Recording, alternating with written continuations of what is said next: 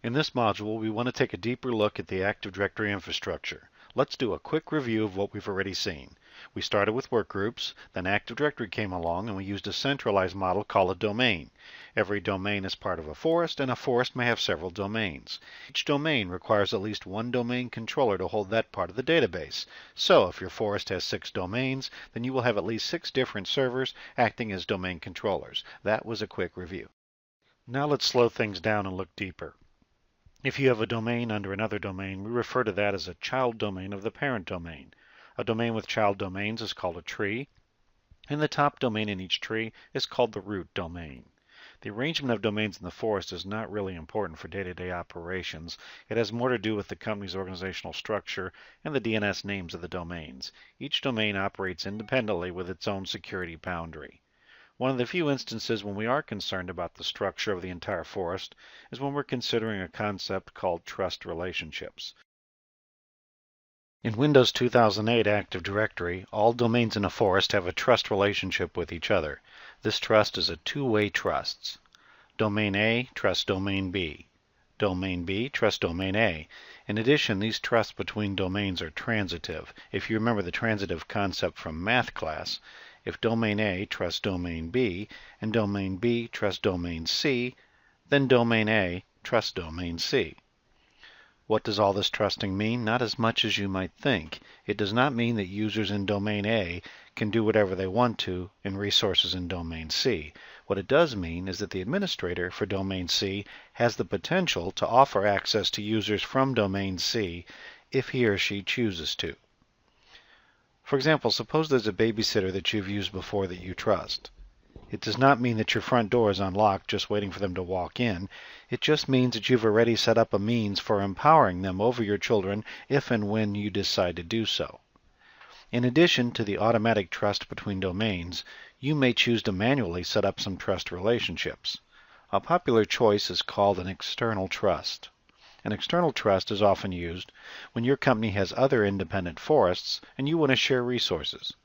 The other forest may be managed by a separate IT staff. You can set up a trust between one of your domains and one of their domains. This trust can be one-way or two-way depending on your needs.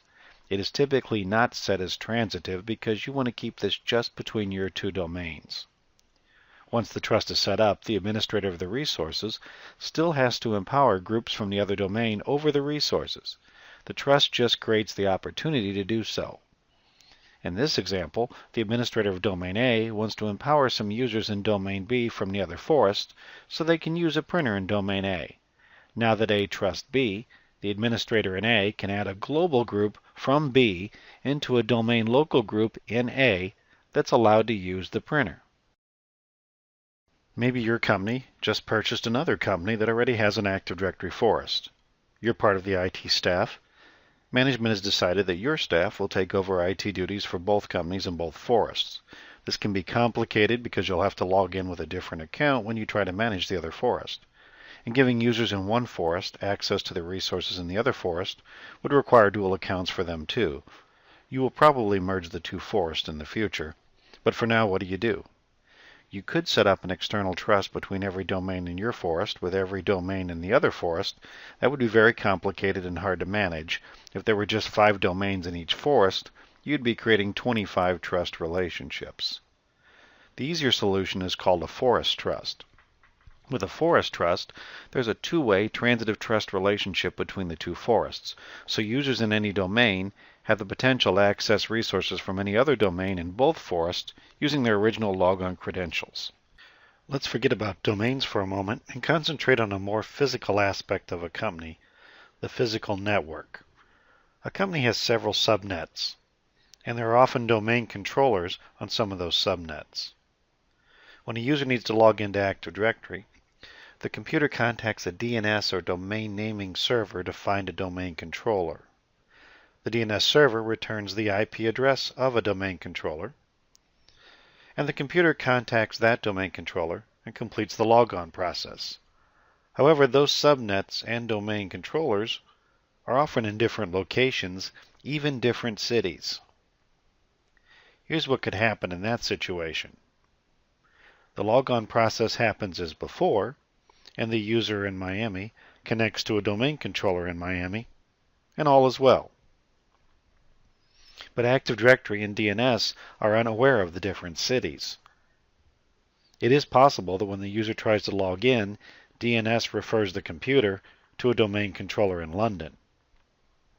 From the user's point of view, login would seem to take a long time. From the administrator's point of view, we are wasting the bandwidth of our wide area network connection. We can fix this by creating sites. A site is a collection of subnets. We just have to define for Windows what subnets are associated with a particular site. The user logs in as usual. This time DNS looks at the IP address of the workstation and knows that it's in Miami. It refers the computer to one of the two DCs that are on subnets associated with the Miami site. Sites are also used for controlling replication of the database between domain controllers. Domain controllers can also take on an additional duty called a FSMO, or Flexible Single Master Operations role. This can be divided among DCs, or a single DC could hold several roles.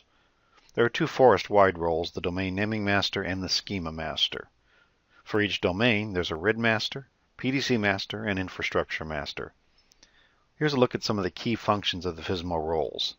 The Domain Naming Master is needed whenever you create or remove domains. The Schema Master is in charge of the schema, which is all the attributes of all the objects in the forest.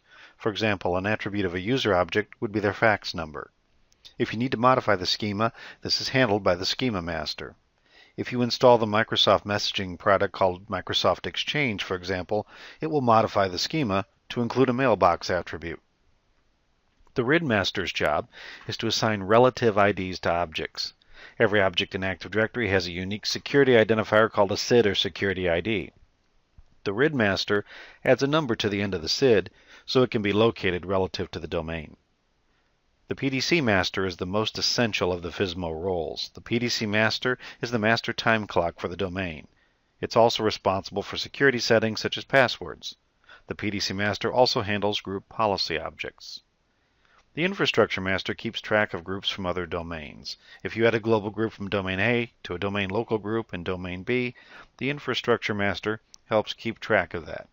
You may need to adjust the functional levels of your domains in Forest to take full advantage of the features of Windows Server. Functional levels are determined by the versions of the Windows Server products on your domain controllers. It's important to note that we're only talking about domain controllers when we look at functional levels.